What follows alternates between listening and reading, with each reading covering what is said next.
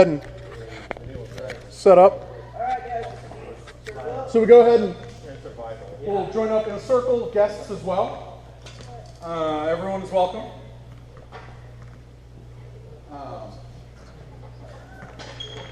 As we move on from this, if you're not already wearing neck protection, we have gorgets hanging here. You will want them. But we can kind of get into that once we've finished the sort of initial. So these are,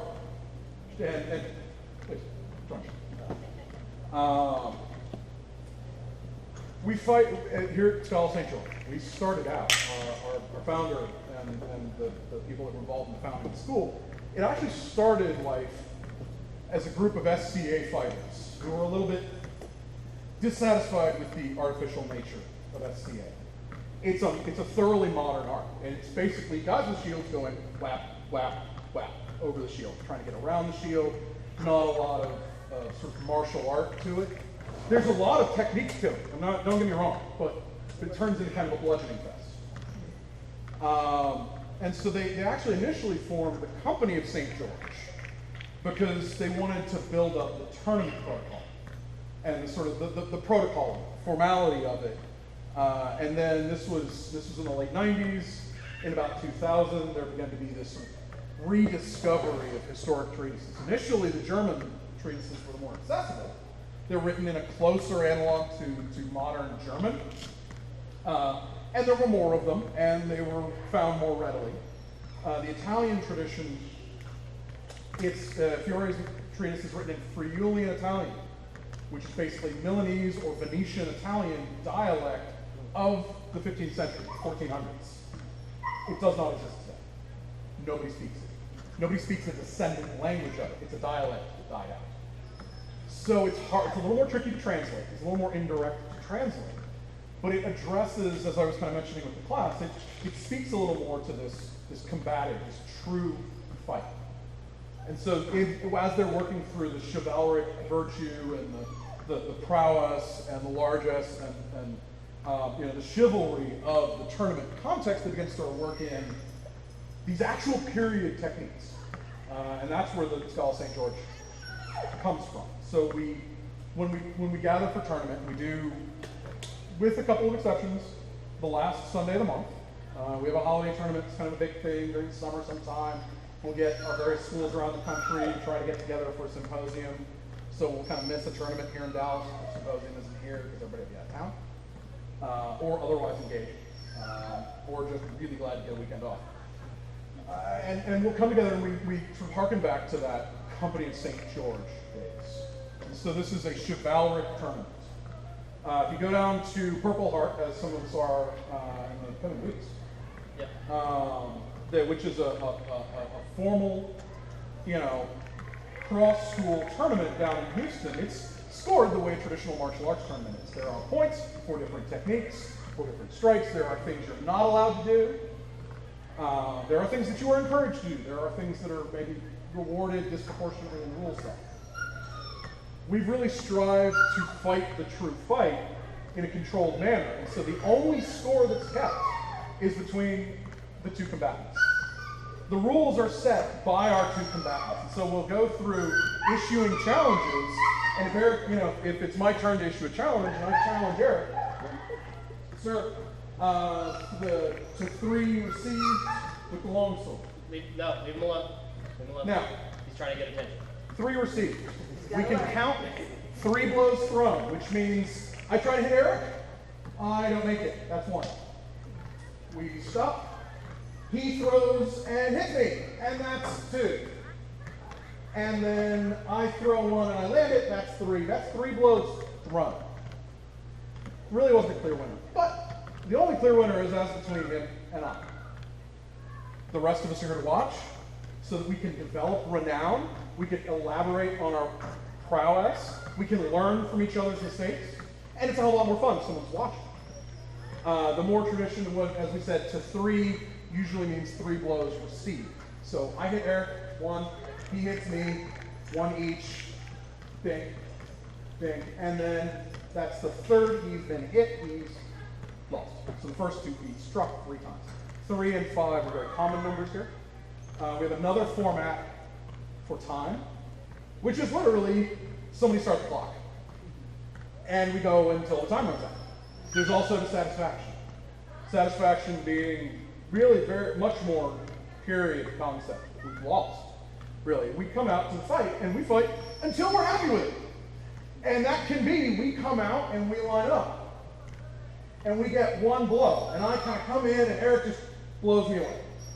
Covers, strikes, and I'm just helpless. That's all I needed to know. I'm good. I've been satisfied. Satisfaction fight can go on until both combatants are, wheezing for, gassed out, wheezing in our corners, going, I don't have the strength to move forward. I'm not gonna be the one to call it. As I like to say, in the summer, when you do a battle of satisfaction, you just walk out in the field and you Sweat for a sun, minute and and walk you away. leave. Yes, we are both satisfied and ready to get out of the coast. And so that's the individual, and it's a fight between us. And so, Eric, our throws allowed. That's between us, and that's something that we will set or not. Yeah, that's another part of the the chivalry. Chivalry, yeah. The chivalric nature of our tournaments is that it is, for example, if I'm in full kit, full gambeson, and maybe Chris is even more decked out. Maybe he's even got steel greaves going on. It is understood. It is understood coming onto the field that through gear, he is not going to be hitting my legs at all. If someone here is in a t-shirt and nothing but hat and gloves, my targets are only the hat and the hands. And it's not me going, oh, I'll go easy on you. No. It is now a challenge for me to only hit those spots. But me being in full kit, he is now full range. Was it just 2 symposiums ago, someone came up to me in the bout and he said, hey, I'm doing good. My back's a little out. Can we just not do throws? Right? Now, because we're a chivalric group here, I go, of course, absolutely. But this isn't this rough, tough, sort of like a, sorry man, if you're going to compete, you should come fully ready. Right? It's kind of a dick move. And that's not what we promote here. You want to be the tough, cool, best guy? That's awesome. You can do that here, and you can do that somewhere else, but you're not going to do it here as that way. Yeah, well, and that leads to, what is a better demonstration of prowess? For an experienced student in full kit to come out and beat up on a newbie? Or to give them a fight, to restrain their own techniques appropriately, to give a fight that is a challenge to both combatants, which demonstrates honor better, which demonstrates the better prowess of both players. Because if I come out and I start wailing on somebody, it's their first tournament, they don't have a chance to demonstrate any prowess at all. That's it, largesse, generosity, justice. All of these are disserved by just coming out and beating somebody. Inappropriate. Now, that being said, some of our more experienced students, the fights can be brutal. Because we know what we're doing. We've done it dozens of times before. And notwithstanding a little bit of a hiccup earlier, I think Ryan's generally pretty good at covering and not getting hit in the face. And that was my fault anyway. So, I know that I got to give him a good pick. And he knows that he has to give me a good pick. And that's something also we can come into it and say, you know what? I'm not feeling good today. Stomach's not in it. Can we go half straight? Perfectly acceptable. So you set your own parameters. The format of the tournament at large is that of the PASD arms, P-A-S-D, A-R-M-E-S. Based historically, if we have, sort of a larger contingent, we'll break into 2 sides, the venons and the tenons. The venons hold the field, and the tenons, Tenerary to hold the tenons, and the venons, venere to come from an actual historic incident where I think 10 English knights crossed the English Channel, landed in Normandy, and announced themselves to France. We are here, we have come for a tournament, we will hold the field against all who come. And they fought for like a month. And they met all challengers. And so the tenants who hold the field typically are the smaller group of the more experienced. And that gives the Venoms who come, generally the little less experienced, but there's more of them, that gives them a chance to get some good fights against some experienced players. That tells them who the experienced players are. We have a little bit of a smaller field today, so we'll do what's referred to as a circle pot, or a circle pot arms. We're just going to gather up in a circle. If you're in the circle, you presented yourself to the challenge, and to make a challenge. We'll go around the circle, and we'll start, and I'll pick, we'll pick somebody, issue a challenge, decide what weapon, decide the rules, and then move on to the next player. And we'll go through, a few cycles of that. And so everybody gets a chance to both challenge and hopefully be challenged. And they get the opportunity to set, long sword, sword in two hands, sword in one hand, setting the parameter of whether or not you're assuming yourself to be armored. An unarmored fight, okay, that might be enough. Or just a thrust to the center mass. Unarmored, perfect exception. Armored, Eric and I would assume this would not penetrate his cuirass. It wouldn't come in. So we set our own parameters, whether or not there's grappling, whether or not there's throwing. That is another point of the difference of our historic inclined tournament. In a normal tournament setting, it wouldn't matter if we were in full kit and I and Chris nailed the absolute living crap out of me, and I, with an afterblow, kind of went, dink. We both got 3 points. Well, touch. That is your point-based system. Where Chris receiving the dink probably went, oh, come on, no. That wouldn't penetrate anything, and not even skin. He set it down on my head. Right. He didn't hit me. This happens to Chris and I all the time. We'll be very wary of each other, and we might both kind of get like a glance or something like that. Like it'll just glance by, and it's like a. Did that land? Yeah, like, no. Okay, and then you just keep going, right? Because that wouldn't get through, and you don't want to be like, okay, I'm out. That was the end. Like, no, it would have glanced right past your armor. And that's the other point. There's a marshal in the field who's sort of administering the fight. He is there for safety. He is not a scorekeeper. If asked his opinion or her opinion, they might have an opinion, and they're free to give it. They're free to withhold it. Kind of dick move to withhold it, unless you really think forward on. So really, as to whether or not this blow landed with sufficient force and control to be counted between Eric and I during our fight, and Ryan, Susan, the marshal, we might come to, okay, Susan, did it look like I got him first or he got me? So we're kind of trying to decide who got the after blow and who got the primary blow? Same time. Yeah, okay. Yeah. Double kill. That's the other thing. Usually we would consider, again, this is between Eric and I, but what happens if we both line up and we have Jim Gordon Farrow and we throw perfect Findantes and bam. We're both dead. Or, no point.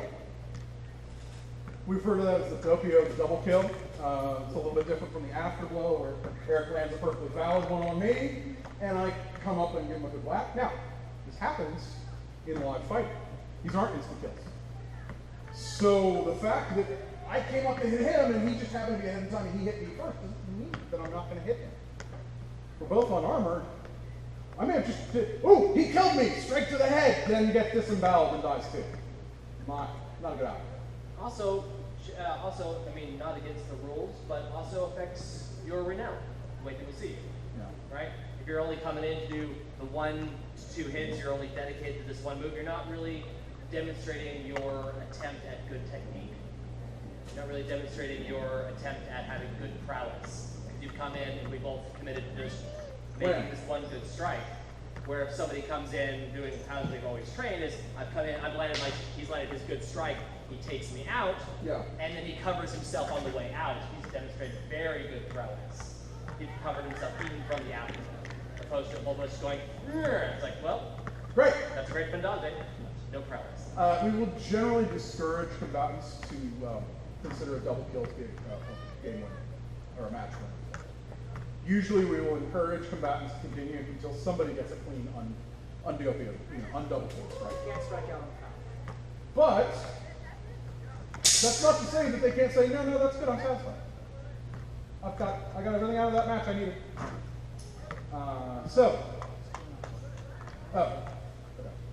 So with that,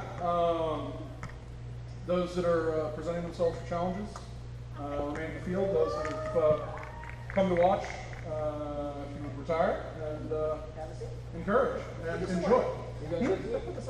Oh yeah, I didn't realize that. Grab a seat, guys. There's a couple of them. Sit on them. Yeah, please. Whatever.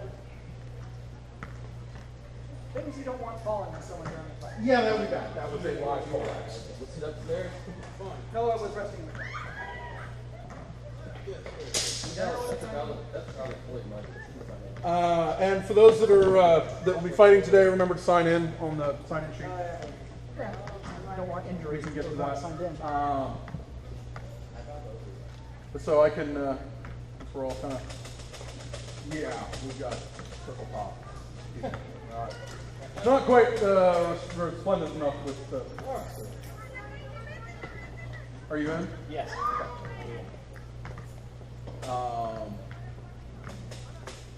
Then actually, I'll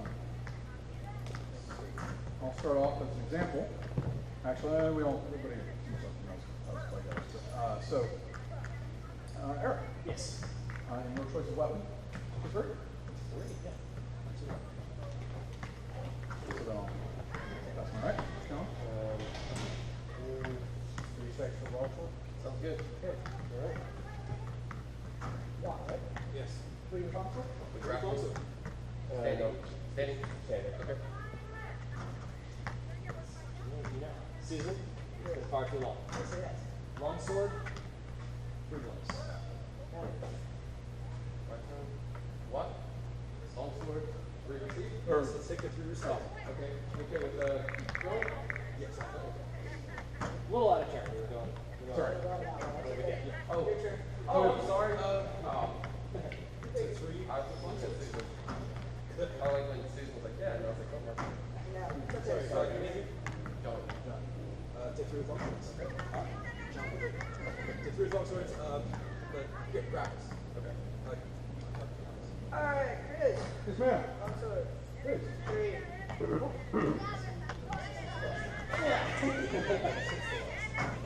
All right, remember your orders because. Yeah. Oh wait, no. First time. Make this up.